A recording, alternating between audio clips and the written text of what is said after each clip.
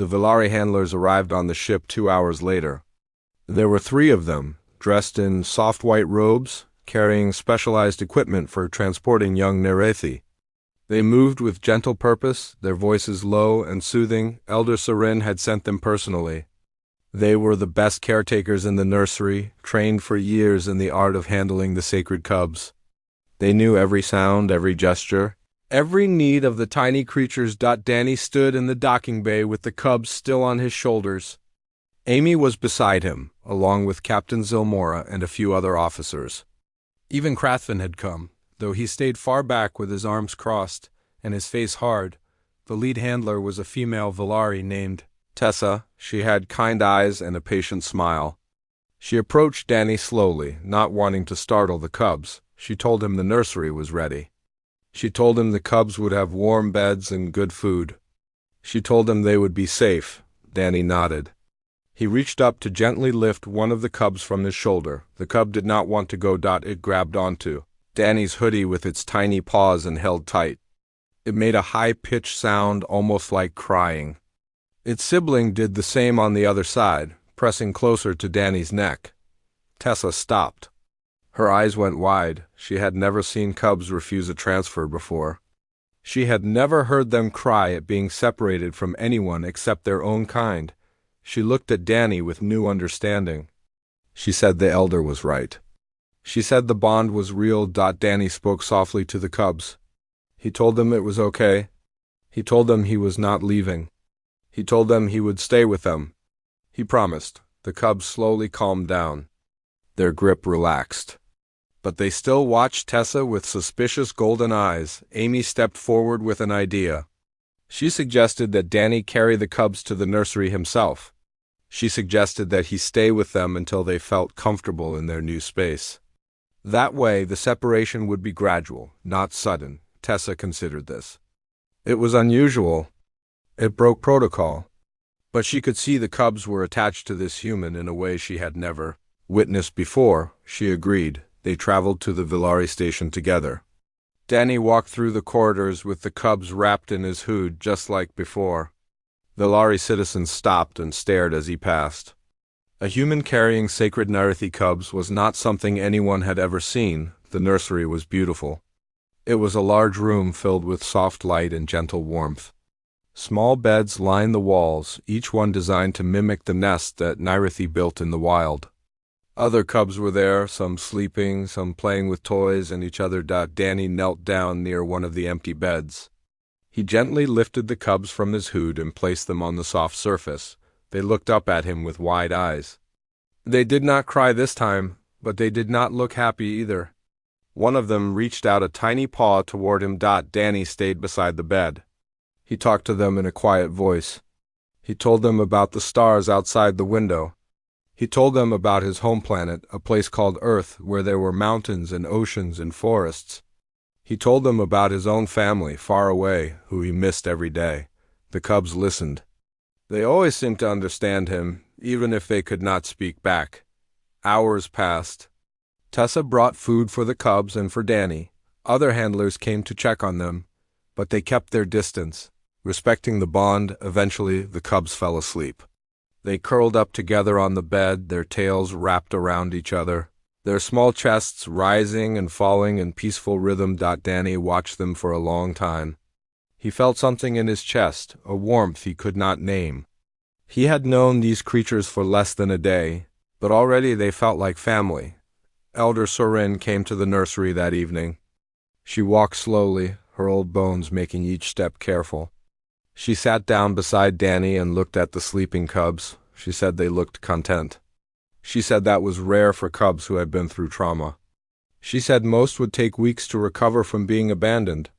These 2 had recovered in hours because of him. Danny said he did not do anything special. He said he just kept them warm and safe. He said any person would do the same. The elder smiled. She said that was not true. She said many species would have left them behind. She said many species would have turned them over without a second thought. She said only humans seem to have this need, this drive, to protect small helpless things regardless of species or origin. She asked Danny if he knew why humans were like this. Danny thought about it. He said he did not know exactly. He said maybe it was because humans knew what it felt like to be small and scared. He said maybe it was because they remembered being children themselves, needing someone bigger and stronger to keep them safe. He said maybe they just could not help it. When they saw something small and frightened, something inside them responded. They had to help. They had to protect. It was not a choice. It was who they were. Elder Sorin nodded slowly. She said that was a beautiful answer. She said the galaxy could learn much from humans, if they took the time to look beyond the stories of war and violence. She stood up and placed one paw on Danny's shoulder. She told him he was welcome on Valari stations for the rest of his life. She told him he would always have a place with the Nirathi. Danny thanked her. His voice was thick with emotion he did not expect. The elder left, and Danny was alone with the sleeping cubs. Amy found him there an hour later. She had been handling paperwork and communications, sorting out the mess this whole situation had caused. She looked tired but happy. She sat down beside him and looked at the cubs. She said that was the most human thing she had ever seen. Danny asked what she meant. Amy smiled. She said humans had a reputation in the galaxy. They were known for their wars, their weapons, their stubborn refusal to back down from a fight. But there was another side to them. A side that took in strays. A side that built families out of strangers. A side that would risk everything to protect two tiny creatures they had just met. She said that was what being human really meant. Danny looked at the cubs. They were still asleep, still peaceful, still safe. He thought about all the places he had been in his life, all the ships he had worked on, all the species he had met. He had never felt like he belonged anywhere. He had always been the odd one out, the human among aliens, but here, in this warm nursery, with two small creatures who had chosen him without knowing anything about him except that his heart was safe, he finally felt like he had found something. A purpose. A family. A place where he belonged. The cubs stirred in their sleep. One of them made a small sound, like it was dreaming. The other shifted closer to its sibling for warmth. Danny reached out and gently touched their soft fur. He whispered that he would always be there for them. He whispered that they were safe now. He whispered that they would never be alone again, and somewhere in the cold void of space, aboard a station full of aliens who were just beginning to understand what humans really were, two tiny cubs slept peacefully in the safest place they had ever known. Not a cage, not a nursery bed, but the presence of a human who would never let them go. That was the power of humanity. That was what made them special, and the galaxy was finally starting to see it. The bridge was tense. Every officer stood frozen, watching Danny and the two tiny creatures in his hood. The cubs seemed unaware of the drama around them. They were busy exploring their warm nest, climbing over each other and making soft sounds. Krathvin sent the message to the Valari Council. His voice was cold and professional, but his eyes never left Danny. He clearly wanted to put the human in chains. He clearly wanted answers and punishment. A response came within minutes. The Valari High Council would send a representative to the ship immediately. They wanted to see the cubs and speak with the person who had been hiding them. Captain Zilmora ordered everyone to the main conference room. She told Danny to come too. She told Amy to stay close to them both. They walked through the corridors in silence. Word had spread quickly. Other crew members stopped and stared as Danny passed. Some looked shocked. Some looked angry. A few looked curious, trying to catch a glimpse of the cubs in his hood. Vok the Drajan stood in one doorway. He shook his head slowly as Danny walked by. He said nothing, but his face showed disappointment. The conference room was large with a long table and many chairs. A view screen took up most of one wall. Captain Zilmora sat at the head of the table. Krathvin stood near the door like a guard. Amy sat beside Danny at the far end. They waited in silence for 15 minutes, then the view screen flickered to life. An elderly Valari appeared on the screen. She had silver-white fur and deep blue eyes that seemed to see everything. She wore robes decorated with symbols that Danny did not recognize. Her name was Elder Sorin, and she was one of the highest members of the Valari Council. She studied the room for a moment. Then her eyes found Danny. She asked him to show her the cubs. Danny carefully lowered his hood. The two Nyrethi cubs looked up at the screen with their big golden eyes. One of them chirped at the image of the elder.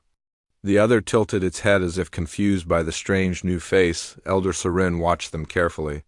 Her expression did not change, but something shifted in her eyes. She asked Danny to tell her everything. She wanted to know how he found them. She wanted to know why he hid them. She wanted to understand. Danny spoke slowly and clearly. He told her about his break in the docking bay. He told her about the crying sound from behind the containers. He told her about finding two tiny creatures, cold and scared and alone. He told her about picking them up and feeling them stop shaking. He told her about putting them in his hood because it was warm and soft. He told her he knew it was wrong to hide them. He told her he knew it caused problems. But he said he could not hand them over to strangers who might frighten them more. He said they were just babies. He said they needed to feel safe. Elder Sarin listened without interrupting. When Danny finished, she was quiet for a long moment. Krathvin stepped forward. He said the human had obstructed a security investigation. He said this was a crime under galactic law. He said Danny should be arrested and held for trial. The elder raised one paw to silence him. She said she would decide what happened to the human. She said this was a matter for the Velari, not for ship security. Krathvin backed down, but his jaw was tight with anger. Elder Sarin spoke again. She said the Nyrethi were more than just animals to her people. She said they were sacred. They had been partners with the Velari for thousands of years. They shared a bond that went beyond normal understanding. She said the cubs were empaths. They could feel emotions. They could sense the hearts of those around them. They knew if someone meant them harm. They knew if someone was dangerous. She asked Danny a simple question. She asked why the cubs had fallen asleep in his hood. Danny was confused by the question. He said because it was warm. He said because they were tired. The elder shook her head slowly. She said warmth was not enough. She said Nyrethi cubs would never sleep near a threat. Their instincts would not allow it. Even if they were exhausted, they would stay awake and alert. If they sensed danger, she said the fact that they slept peacefully against the human's body for hours meant one thing. They had chosen him. They had looked into his heart and found it safe. The room was silent. Even Krathvin had no response. Amy leaned forward slightly. She asked what it meant that the cubs had chosen Danny. Elder Sarin explained that the Nyrethi chose their own guardians. It was an ancient tradition. When a cub found someone worthy, someone with a pure heart and protective spirit, they would bond with that person. The bond was rare. It had not happened with an outsider in over 200 years, and now it had happened with a human. Captain Zilmora spoke for the first time. She said she had heard stories about humans. She said they were warriors and survivors. She said they fought wars and conquered worlds. She asked how such a species could be chosen by creatures who valued peace and safety. Elder Sarin smiled slightly.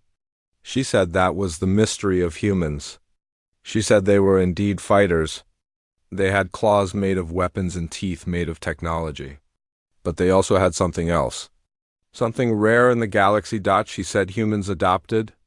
They took in the young of other species and raised them as their own. They formed bonds with creatures across all worlds simply because those creatures needed someone. They protected the weak and the small, not because of duty or law, but because their hearts demanded it. She said the Velari had heard these stories but never believed them. Now they did. Krathvin asked what would happen to the human. He asked if there would be charges. Elder Sarin looked at Danny again. The cubs had climbed up to his shoulders now, one on each side. They were playing with his hair, tugging gently and making happy sounds. The elder said there would be no charges. She said Danny had done what any guardian would do. He had protected the vulnerable. He had kept them safe when no one else could. She said the Velari were grateful. Krathvin started to argue, but Captain Zilmora cut him off. She said the elder had spoken. She said the matter was closed. Danny felt a wave of relief wash over him. He reached up and gently touched one of the cubs. It nuzzled his hand and purred, but the conversation was not over yet. Elder Sarin had one more thing to say. She said the cubs would need to be returned to the nursery. They were too young to be separated from their kind. But she also said the bond they had formed was real. It could not be ignored. She looked at Danny with those deep blue eyes. She asked if he would be willing to stay with them.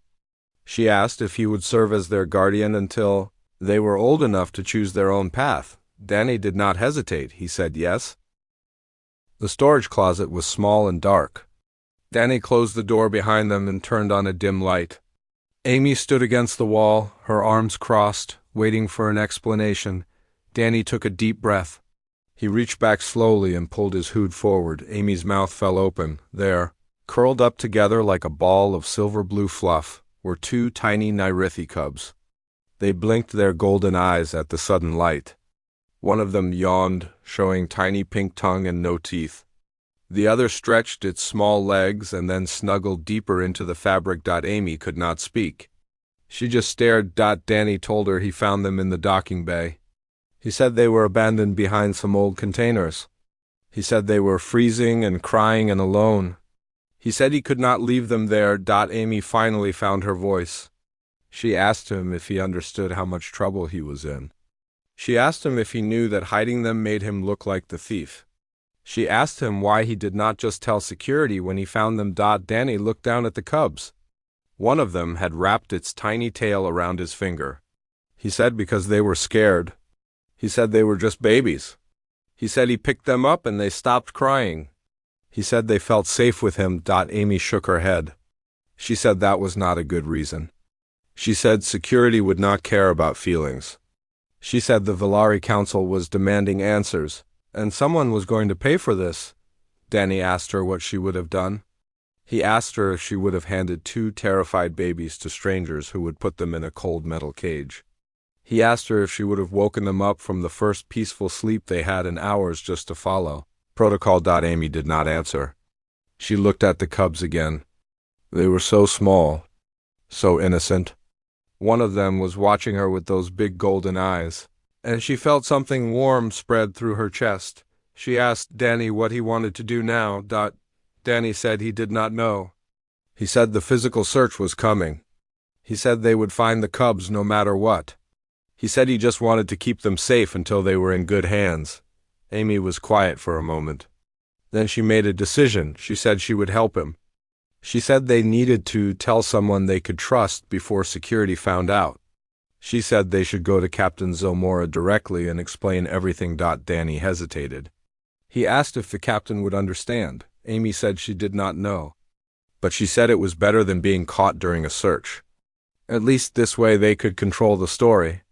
At least this way they could show they were trying to protect the cubs, not steal them. Danny nodded slowly.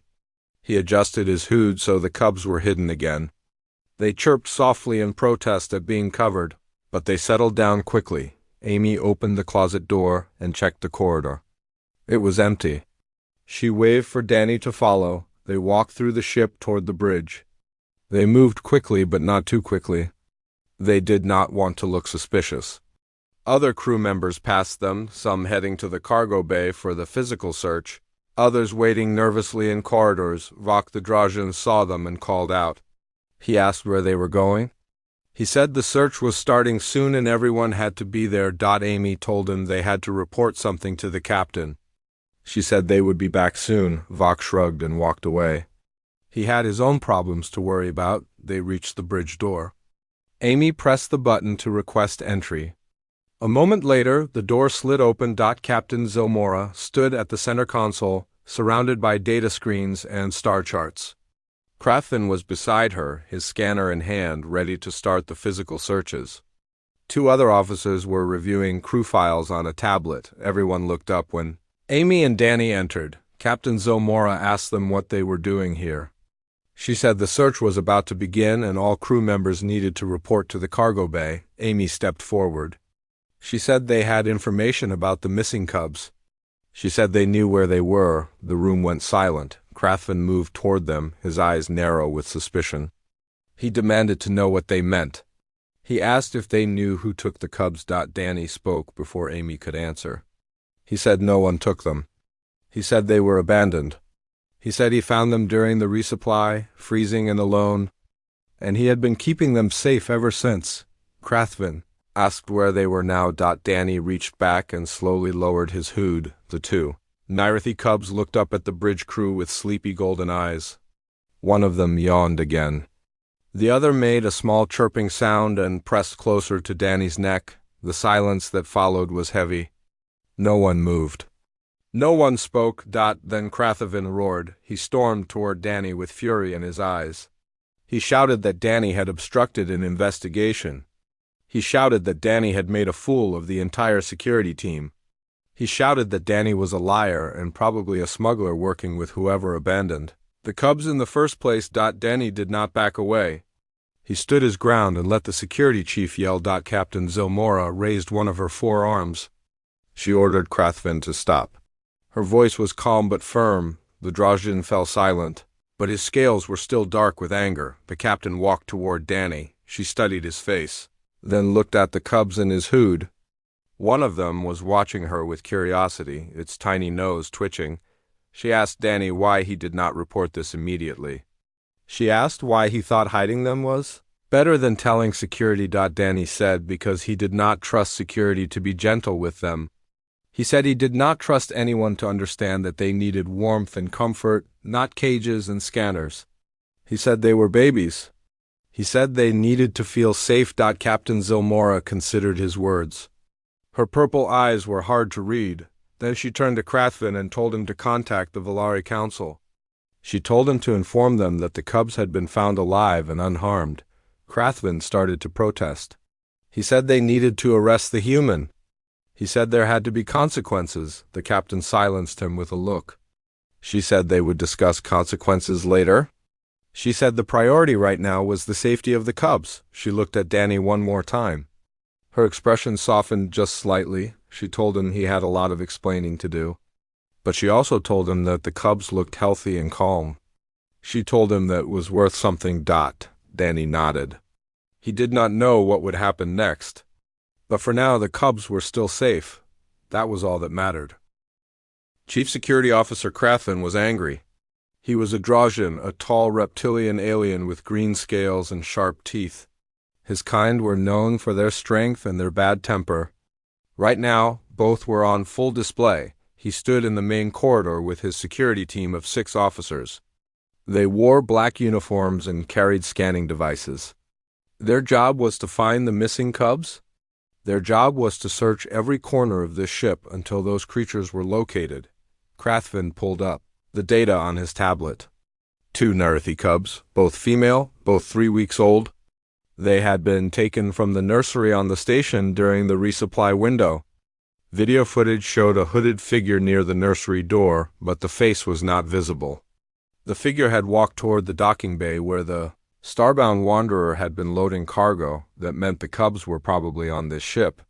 That meant someone on this crew was either a thief or a smuggler. Crathvin was going to find out who. He split his team into 3 groups. 2 officers would search the cargo bay. 2 would search the crew quarters. 2 would search the engineering section. He himself would question every crew member personally. The search began. Danny Marsh sat in the mess hall with the other cargo handlers. The room was crowded and tense. No one was allowed to leave until security cleared them. Everyone had to wait their turn for questioning. Danny kept his back against the wall. He had chosen a seat in the corner where no one would walk behind him. The cubs were still sleeping in his hood, warm and peaceful. He could feel their tiny heartbeats against his neck. He could feel their soft fur brushing his skin every time they breathed. He had to stay calm. He had to act normal. If anyone noticed something strange about him, everything would fall apart. Vok the Drajin sat down next to Danny. He was big even for his species, with thick scales and arms like tree trunks. He complained loudly that this search was stupid.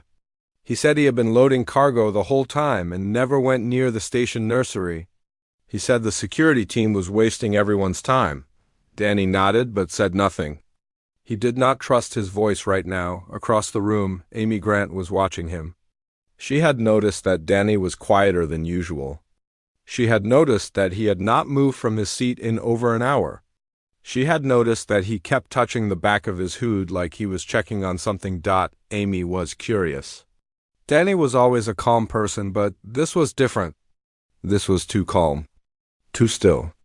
Like someone who was trying very hard not to draw attention. The first round of questioning lasted 3 hours. Crathvin called each crew member into a small room one by one. He asked them where they had been during the resupply. He asked them if they had seen anything suspicious. He scanned them with thermal detectors to check for hidden objects. When Danny's turn came, he walked into the room with his hands in his hoodie pocket. He kept his movements slow and natural. He sat down in the chair across from Crathvin and met the security chief's eyes without flinching. Crathvin studied him for a moment. Humans were strange creatures. They had soft skin and weak bodies, but their eyes were hard to read. This one had a face like stone, he asked Danny where he had been during the resupply operation. Danny said he had been in the cargo bay the whole time. He said he had moved crates and containers for 4 hours. He said he took one break to eat a protein bar near the fuel containers. Crathvin wrote this down. He asked if Danny had seen anyone suspicious. Danny said no. He said he had been focused on his work. Crathvin lifted his scanner and pointed it at Danny. The device measured body heat and could detect small life forms hidden in clothing or bags. It beeped once and showed a result. Danny's heart stopped for a moment, but the scanner showed nothing unusual. The cubs were too small, and their body temperature was almost the same as Danny's. They blended in with his heat signature perfectly. Crathvin looked at the result with a frown. He told Danny he could go. He told him to stay on the ship and remain available for more questions. Danny nodded and left the room. His legs felt weak, but he forced himself to walk normally. The second search took even longer. Security teams opened every cargo container. They crawled through every ventilation shaft. They checked every storage locker and every piece of equipment. They found nothing. Crathvin grew more frustrated with each passing hour. The Villari Council was sending angry messages every 30 minutes. They demanded results. They demanded the cubs be found immediately. They threatened to ban the Starbound Wanderer from all Villari stations if the creatures were not recovered. Captain Zilmora called a meeting on the bridge. She looked tired and stressed. Her forearms were crossed, and her purple skin had turned slightly dark, a sign of worry in her species. She told her officers that this situation was serious. She said the Narethi were sacred to the Villari. She said if they did not find those cubs, the entire crew could face criminal charges. Crathvin slammed his fist on the table. He said someone on this ship was hiding them. He said no scanner could find them, which meant they were being kept close to a warm body. He said they needed to do physical searches of every crew member. Captain Zilmora hesitated. Physical searches were invasive. They would make the crew angry and scared. But she had no choice. She gave the order. Back in the mess hall, Danny heard the announcement. All crew members were to report to the cargo bay for physical inspection. Everyone would be searched by hand. No exceptions. Danny felt the cubs stir in his hood. One of them made a tiny sound, almost like a question. He reached back and gently touched the fabric, trying to calm them without being obvious. This was bad. Very bad. He looked across the room and saw Amy Grant still watching him. Their eyes met. She did not look angry or suspicious. She looked like she was trying to figure something out. She stood up and walked toward him. Danny's breath caught in his throat. He thought about running. He thought about hiding. But there was nowhere to go. The ship was locked down. Every exit was guarded. Amy sat down next to him. She leaned close and spoke in a whisper, so quiet that only he could hear. She asked him what was in his hood. Danny stared at her for a long moment. He could lie. He could deny everything. But Amy was smart. She would figure it out eventually. He made a choice. He told her to follow him. He told her he would show her. But she had to promise not to scream. Amy nodded slowly. Her eyes were wide with curiosity and a little bit of fear. They stood up together and walked toward the back of the mess hall, toward a storage closet where no one would see them. The truth was about to come out. The cargo ship Starbound Wanderer came out of hyperspace with a loud groan. The metal hull shook as the vessel slowed down near the Villari space station. It had been a long journey of 12 days through the dark void between star systems. The crew was tired and ready for rest. Danny Marsh stood near the observation window and watched the station grow larger. He was a cargo handler, one of the few humans working on this alien ship. He was 28 years old with brown hair and tired eyes. He wore his favorite gray hoodie, the one with the large hood that he never took off. The other crew members thought it was strange, but Danny did not care. The hoodie was comfortable and warm, and it reminded him of home. The ship docked at the station without any problems. Captain Zilmora, a tall alien with 4 arms and purple skin, gave the order to begin resupply operations. The crew had 6 hours to load new cargo, refuel the ship, and prepare for the next leg of their journey. Danny went down to the cargo bay with the other handlers. There were 12 of them in total. Most were aliens of different species. There was a big reptilian Drazian named Vok who could lift twice his own weight. There was a small furry Corvian named Pip who was fast and good at counting inventory. And there was Amy Grant, another human who worked as the communications officer but often helped with cargo during busy times. Amy walked over to Danny and smiled at him. She was 30 years old with short blonde hair and a friendly face. She had been on this ship for 5 years and knew everyone by name. She asked Danny if he was going to take off his hoodie today. Since the cargo bay was always hot during resupply, Danny shook his head. He said he liked his hoodie and would keep it on. Amy laughed and said he was a strange one. Then she went back to work. The resupply took 4 hours. Danny moved crates and containers from the station to the ship. He scanned barcodes and checked manifests. It was boring work, but he did not mind. He liked the quiet routine of it. During his break, Danny walked to a far corner of the docking bay. He wanted some peace away from the noise. He sat down on a fuel container and ate a protein bar from his pocket. That was when he heard the sound. It was a small sound, like a tiny cry. Danny stopped chewing and listened. The sound came again, weak and scared. It was coming from behind a stack of old containers near the wall. Danny got up and walked toward the sound. He moved slowly and quietly. He did not want to scare whatever was making the noise. Behind the containers, in a dark corner covered with dust, Danny found them, 2 tiny creatures no bigger than his fist, huddled together on the cold metal floor. They had soft, silver-blue fur and big golden eyes filled with fear. Their small bodies were shaking from the cold. One of them looked up at Danny and made that crying sound again. Danny knew what they were. He had seen pictures during his training. They were Nirathi cubs, one of the rarest and most protected species in the galaxy. The Villari considered them sacred.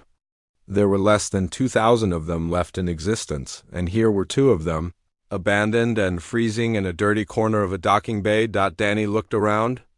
There was no one else nearby. No parent creature. No handler. No one who seemed to be looking for them. He kneeled down slowly. The cubs pressed closer together and cried louder. Danny spoke to them in a soft voice. He told them it was okay.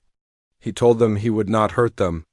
He told them they were safe now. He reached out his hand, palm up, and waited. The cubs stared at him with those big golden eyes. They were empathic creatures, he remembered. They could feel emotions. They could sense if someone meant them harm. One of the cubs sniffed his fingers. Then slowly it climbed into his palm. It was so small, so light, so warm despite shivering. The second cub followed its sibling. Both of them fit easily in Danny's 2 hands. They'd pressed against his skin and stopped crying. Their shaking slowed down. Danny did not know what to do. He should report this. He should tell security. He should hand them over to the proper authorities, but they were so small and so scared. And whoever had left them here had done so on purpose. A smuggler, maybe, or a thief who got scared and ran. Danny made a decision. He lifted his hoodie and placed the cubs gently inside the large hood. The fabric was soft and warm. The cubs immediately curled up together, wrapped in the warmth and the familiar smell of human. Within minutes, they were asleep. Danny pulled the hood up slightly so no one could see inside. He stood up and walked back to the cargo bay.